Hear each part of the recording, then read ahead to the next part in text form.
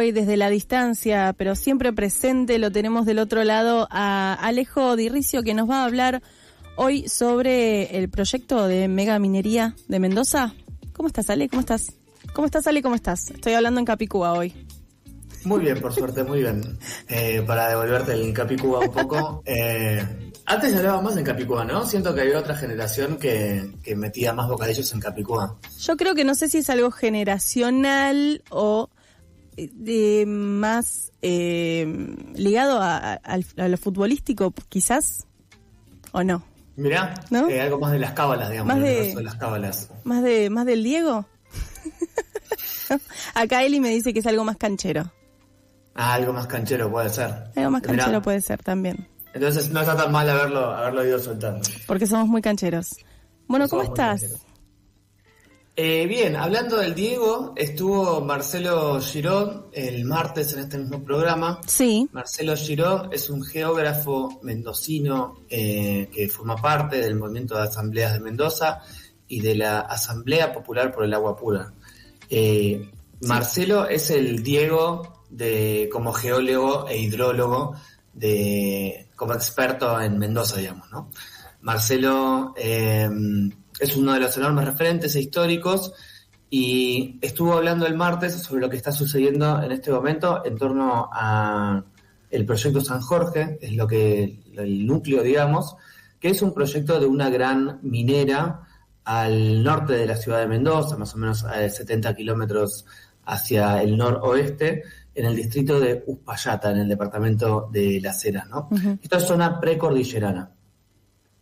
Y solamente para recapitular, porque Marcelo lo contó impecablemente, digamos, la convocatoria fue de las asambleas mendocinas por el agua pura, que ante la noticia del avance del proyecto San Jorge, movilizaron y convocaron rápidamente a movilizar, y así lo hicieron en frente de la legislatura, con la consigna histórica del agua de Mendoza no se negocia, pero también incorporando nuevos cánticos, como reportaban en La Vaca, Francisco Pandolfi, el periodista, escribía que también se había cantado La cordillera, qué linda que está, y si la tocan, qué quilombo se va a armar. Bien, siempre con las melodías clásicas. Sí, yo cuando la leí la escuché en mi cabeza, no me animo ahora a reproducir melodías al aire. Pero todos sabemos, la tenemos ahí en la cabeza. La tenemos ahí en la cabeza, exactamente. Y un poco lo que tal vez subrayar es qué pasó desde ayer, desde el martes que estuvo Marcelo hablando en este mismo programa, digamos, y específicamente la aprobación por parte de la legislatura mendocina, que es la primera vez que aprueba, desde que existe la ley 7722, un proyecto minero de estas características. Acá yo quería poner también, subrayar algo más allá de lo procedimental, ¿no? Más allá del proceso, más allá de la parte legal, que es que efectivamente un órgano, una cámara, digamos, tenga que darle aval legislativo a unos estudios de impacto ambiental. O sea, ¿qué quiere decir esto? O sea, se llama a la ciencia, se convoca a los científicos, que se supone que tendría que ser lo más profesional posibles, y armar una declaración de impacto ambiental, ¿no? O sea, decir cuánto esto va a impactar en el ambiente, específicamente para el proyecto San Jorge, qué cantidad de agua va a usar, si cumple la ley 7722 o no, si efectivamente no está usando cianuro u otras sustancias tóxicas que están prohibidas en la provincia de Mendoza. Y lo raro es que acá, o sea, la ciencia te dice, esto va a suceder, esto va a generar estos impactos, y después lo que sucede es que efectivamente la legislatura lo aprueba o no. Sí. Solamente me parece como que vale la pena volver a llamar la atención sobre que, a pesar de que en la declaración de impacto ambiental pudiera decir vamos a morir todos, por ser exagerado y esquemático, y así, aún así la legislatura podría aprobarlo. Con esto quiero decir que no es vinculante un estudio de impacto ambiental, y con cuánto llama la atención que sea más una cuestión de votaciones y de estructura de votaciones en una provincia como Mendoza, que históricamente, o sea, en Mendoza ya se hablaba hace décadas de casta. Ya se usaba esa palabra de casta mucho antes de que la pusieran de moda el presidente actual de nuestro país, no puedo ni decir el nombre, y la extrema derecha a nivel internacional, digamos, que empezó a hablar de casta hace un tiempo, digamos. Esto de que los investigadores tengan que decir cuál sería el impacto ambiental es obligatorio, ¿verdad? Antes de aprobar un proyecto de estas magnitudes. Hay distintos como elementos o estudios, pero sí, efectivamente la ley a nivel nacional también, como es los informes de impacto ambiental, las declaraciones de impacto ambiental, las evaluaciones estratégicas de impactos ambientales acumulativos, son distintos estudios que se hacen desde la ciencia para establecer cuánto, o sea, eso, qué multidimensionalidad, hasta dónde va a afectar, qué, cómo, dónde y cuándo, digamos, ¿no? O sea, particularmente para ciertos proyectos de ciertas actividades, estos tipos de estudios son obligatorios y a veces tienen que ser sujetos a audiencias. Claro. Específicamente se tiene que llamar a la ciudadanía para que estos estudios, para explicarle a la ciudadanía y para que la ciudadanía tiene una participación que tampoco es vinculante, pero que sin embargo es importante porque asienta después en los procesos legales que se estableció, digamos, ¿no? Claro, pero si estamos hablando de algo obligatorio, mi lógica, que quizás no es la de todos, dice que si es algo obligatorio, que expertos te están hablando del impacto que causaría, ¿cómo no es vinculante a la aprobación o no aprobación? Es una enorme pregunta, y específicamente cómo no es vinculante en el caso de que dicen, cuando dicen, porque hay veces que no lo dicen y hay veces que son menos objetivos los estudios, como por ejemplo, que fue lo que pasó esta vez, que a eso aprovecho para mencionarlo, que el CONICET había elaborado un estudio, digamos, el CONICET Mendoza, en este momento, sobre el proyecto San Jorge, y que señaló, y cito textual, importantes deficiencias en el informe de impacto ambiental presentado. Faltaban datos, las líneas de base estaban incompletas, no había estudios suficientes sobre agua, biodiversidad, patrimonio arqueológico y aspectos sociales, porque no solo hablamos del ambiente cuando hablamos de los estudios, ¿no? Uh-huh. Y el CONICET mismo dijo que esto no impide una evaluación confiable sobre cómo va a impactar esto en la cuenca del río Mendoza. Ayer mismo este informe fue bajado de la página del CONICET. O sea, lo sacaron del CONICET y se está interpretando como censura. Volvieron a subir, digamos, otro informe en el cual se eliminaban todas estas menciones. Lo que se llama la Comisión Evaluadora Interdisciplinaria Ambiental Mineral, el organismo técnico, también había permitido avanzar sobre este proyecto, ¿no? Esto generó, por supuesto, enormes denuncias de asambleas, medios, de otros sectores académicos del CONICET. Sí, recién lo hablábamos, lo leíamos en las noticias de la censura. Ah, ahí va, mirá, claro, no llegué a escuchar, pero efectivamente se estaba diciendo que esto había una censura clara, digamos, ¿no? Esto va en línea, digamos, con lo que el mismo gobierno mendocino viene intentando hace un montón hacer. O sea, lo que no solamente los estudios de impacto ambiental, sino lo que venía protegiendo fuertemente el agua de Mendoza y lo que seguramente pase en los siguientes días, es la presencia de la gente en las calles.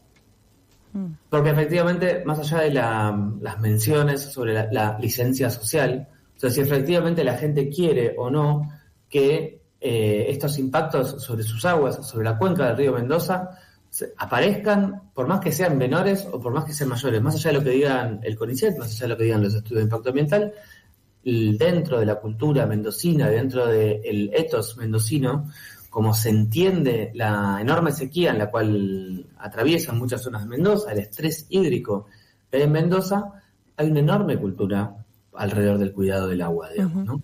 Y esa enorme cultura genera una enorme movilización también a la hora de defender la 7722, como bien explicaba Marcelo el martes, pero en general, el agua en general, no solamente la 7722, sino que todo el cuidado alrededor de las cuencas y el agua, ¿no? Bueno, quienes hayan visitado la ciudad de Mendoza también recordarán las acequias como el nivel de penetración cultural o el nivel de protagonismo cultural que tienen los flujos de agua en las ciudades mendocinas, no solamente en Mendoza capital.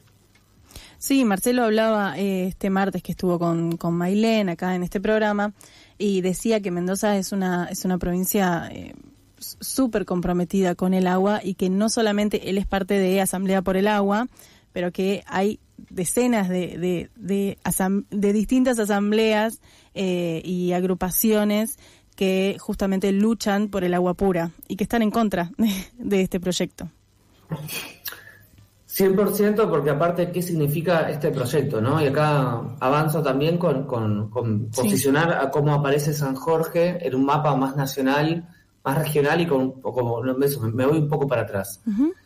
El oficialismo a nivel estatal está intentando avanzar absolutamente, una profundización, una pisada del acelerador alrededor del extractivismo en general, pero alrededor de la dimensión minera también del extractivismo. Uh-huh. Esto, aparte, cuenta con amplio consenso dentro del espectro político. Los partidos más grandes apoyan esto. Recuerdo a Sergio Massa diciendo hay que dividir a la cordillera como una torta, en plena campaña, digamos, ¿no? Sí. Y aparece el cobre, o sea, el litio aparece en el NOA, en el noroeste argentino, pero aparece el cobre como la nueva esperanza, ¿no? Como esta nueva, ¿qué nos va a salvar esta vez? El cobre aparece vendido, aparece inserto como un mineral crítico.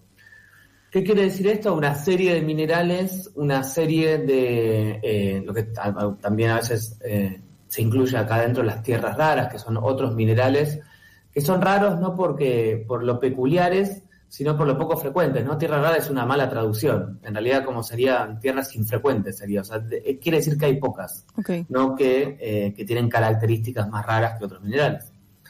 Pero que se insertan dentro de los discursos de la transición energética a nivel global. Dentro de los discursos verdes para salir de la crisis climática, y también son minerales críticos porque son críticos en términos geopolíticos, para el desarrollo de ciertas áreas de la infraestructura bélica, o sea, para la guerra, para misiles, uh-huh. para drones, y también para la IA, para el desarrollo de la infraestructura material de la inteligencia artificial, ¿no? Entonces el cobre aparece como una narrativa de verde, aparece como una narrativa supuestamente ambientalista, supuestamente sustentable. Se llama a sí mismo alguno de estos sectores, digamos, e incluso, voy a recordar acá que a nivel provincial, la Jimena Latorre es la ministra de Energía y Ambiente. O sea, ambiente aparece adentro del sector energético, que siempre aparece muy ligado también al sector minero. ¿Qué significa San Jorge? Que es un megaproyecto. Y si adentra San Jorge, ¿qué más puede entrar, no? O sea, porque de hecho estas declaraciones de impacto ambiental no se vota solo San Jorge, sino que hay una disputa por el modelo provincial y cómo esto puede tener un efecto cascada en torno a cómo avanza la minería cuprífera, o sea, de cobre, uh-huh. en el resto de la cordillera, pero también cómo avanza la minería en general en el resto de la cordillera, ¿no? Estamos viviendo unos ataques frontales a la ley de glaciares en este momento. Barrick Gold vuelve a la embestida para intentar lograr la reforma Barrick Gold, que es que los ambientes de los cuales dependen los glaciares, el entorno de los glaciares, pueda ser usado para exploración minera. Y este paquete que tira Cornejo es el intento de sortear el bloqueo social, o sea, el que hay contra la minería, sin atacar de lleno a la 7722, a la ley que tantos mendocinos y mendocinas, o sea, la cuenca del río Mendoza abastece más o menos a 1,5 millones de habitantes, digamos, a lo largo de toda la cuenca. Y acá no solamente a las personas, sino son 250.000 hectáreas de cultivo de bajo riego. Cada vino mendocino que nos tomamos los porteños o en el resto del país, también está regado con el mismo agua que está en peligro, digamos. Claro. Venimos también... Sí. No, dale. No, que venimos también de una ola de represión y criminalización contra asambleístas, ¿no? Este año ya hubo detenciones.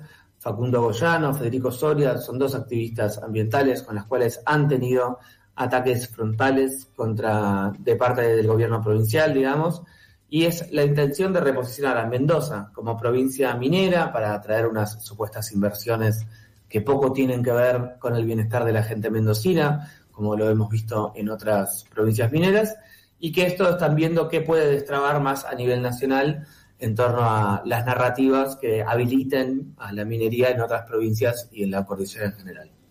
Y a partir de esta aprobación, ¿cómo se sigue? tiene que ir se aprobó en diputados provinciales, se aprobó en diputados mendocinos, tiene que ir a senadores provinciales ahora, y hay una gran, enorme pregunta sobre cómo va a actuar el PJ a nivel provincial, o sea, el PJ mendocino. Hoy en día se ha posicionado en diputados como un defensor del agua, digamos, pero bueno, es una credibilidad que las asambleas discuten mucho por los distintos accionarios que ha tenido el PJ provincial. También hay una pregunta sobre cómo van a actuar los municipios, pero lo que sí se espera es un nuevo mendozazo. Sí podemos apostar o confiar en la capacidad de movilización del pueblo mendocino y la capacidad de movilización histórica que ha tenido el pueblo mendocino cada vez que el agua ha sido cuestionada y cada vez que ha sido cuestionada la 7722, la ley que parieron las asambleas, como ellas mismas dicen, ¿no? También hay una pregunta sobre qué va a hacer el resto del CONICET y sobre cómo va a actuar el sistema científico-tecnológico ante una censura tan masiva y frontal. Sí. Y en ese sentido también hay una pregunta sobre cuánto